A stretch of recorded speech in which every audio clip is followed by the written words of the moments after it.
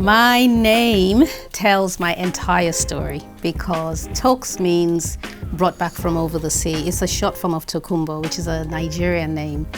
And that's because I was born in Scotland and my parents moved back to Nigeria when I was a child, which means I was taken over the sea to Nigeria, hence the name. I grew up sandwiched between two brothers, and being the only girl, I'm sure I was my father's favorite. I was very lucky to have had parents who believed so much in their children and instilled confidence in us, constantly telling us that we can do anything we wanted to do.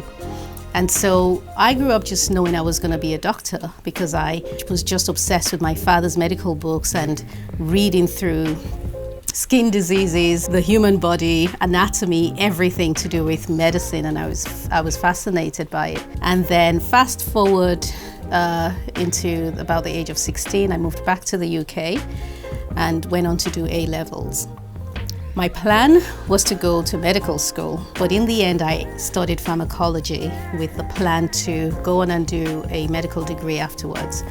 And then I got married in my second year to my best friend and began to spend more and more time at Homebase and B&Q and all of the interior stores, just going through wallpaper, mixing paint colors, everything to do with interiors, fabrics. I became obsessed with the world of interior design, all in the name of designing my first apartment.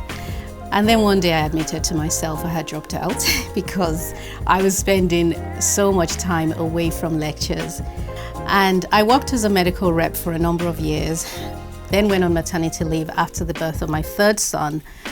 And at the end of my leave, tried to get suitable hours as a mom to young children, but then my company were not very cooperative. And I decided to do interior design because I was reading this book where someone had written into the author saying, how do I know what my gift is? And the author said, your gift is that thing you do so effortlessly that everyone thinks it's a big deal except you. And for me, that was interior design because everyone loved my home. They thought I was fabulous at design and I didn't think it was a big deal. So I went off and studied interior design at college, and at the end of my course set up a design firm specializing in residential homes.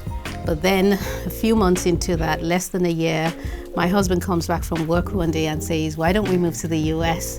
And I said, yes, let's go. So we picked our 3 little boys, packed up, sold our home and moved to Atlanta, Georgia. And in the process of my move, I launched a baby and children's furniture boutique, which was my introduction into high-end furniture for babies and children. And in that world was everything to do with craftsmanship and premium wood and skills, and it was just really an industry that I had absolutely no knowledge about, but I became completely fascinated by it. And we were super happy. It was going very well. The business was growing. And then we began to hear about rumors of a coming recession. And like a domino effect in our mall, the stores began to close one after the other. And that was the start of the recession. I made the painful decision to close the store, and we decided to move back to England temporarily. But I also arrived with my 4th baby in my belly. So I always call that part of my life a perfect storm because anything that could go wrong went wrong. We lost absolutely everything, and I found myself with a newborn baby, unsure of what to do next. And so I ended up researching the UK market because I found there was absolutely nothing like what we had in the United States. Some of the challenges that I faced were the manufacturers wanting me to make a large investment in order to secure a partnership with them, and I didn't have the funds to do so. And so I ended up traveling around Europe and meeting craftsmen and companies literally from every part of the EU, and just discovering afresh that skill and craftsmanship was something that was passed down for generations. And also there were many different styles of craftsmanship that was unique to different countries. but then this was something that the people were passionate about and they were very good at doing. And so we decided to curate a collection of furniture and linens and decor and accessories, and created my first business, which was called Pumpkin Patch Interiors.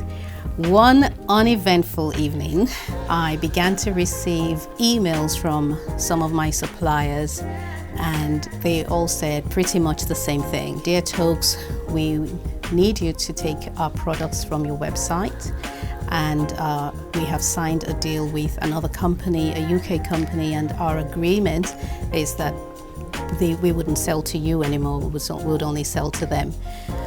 And as you can imagine, that sent panic down through me, because what's a business without products?